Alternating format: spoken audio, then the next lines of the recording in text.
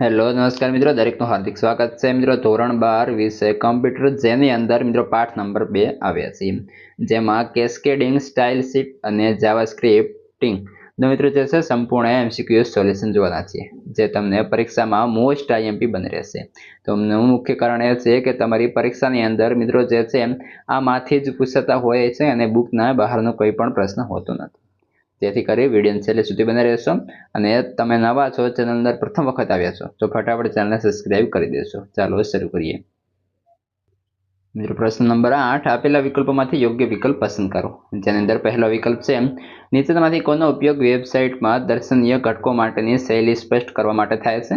Option A cascading style sheets. ત્યારબાદ છે 2, નીચેમાંથી કોને CSS ની વાક્ય રચના એક વિશિષ્ટ નિશાની તરીકે ઓળખવામાં આવે છે? ઓપ્શન એ નિયમ એટલે કે રૂલ્સ। 3, નીચેમાંથી CSS નિયમના મુખ્ય 2 વિભાગ કયા છે? તો ઓપ્શન એ સેલેક્ટર અને ડિક્લેરેશન। 4, જેના પર શૈલી લાગુ પાડવાની છે તેના HTML ના ઘટકને શું કહે છે? Option B selector. મિત્રો, જો વિડીયો સારો લાગે છે તો લાઈક, કોમેન્ટ અને શેર પણ કરતા રહેશો। પ્રશ્ન 5, નીચેમાંથી CSS ની વાક્ય રચના કઈ છે? તો ઓપ્શન સી સાચો બનશે, એટલે કે સેલેક્ટર પ્રોપર્ટી વેલ્યુ। ત્યારબાદ નીચેમાંથી કઈ સંસ્થાએ જાવાસ્ક્રિપ્ટનો વિકાસ કર્યો છે? તો નેટસ્કેપ।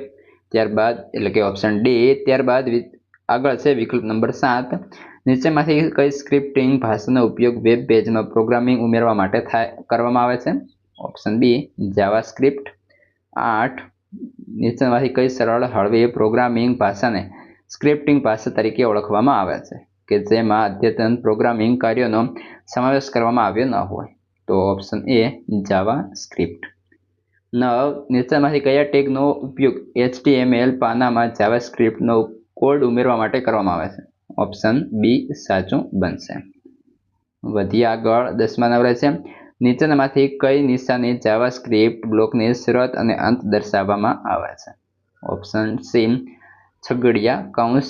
ત્યારબાદ 11, નિશ્ચિત કાર્ય કરવા માટે પુનઃ ઉપયોગમાં લઈ શકાય તે પ્રકારના ઘટકને શું કહે છે?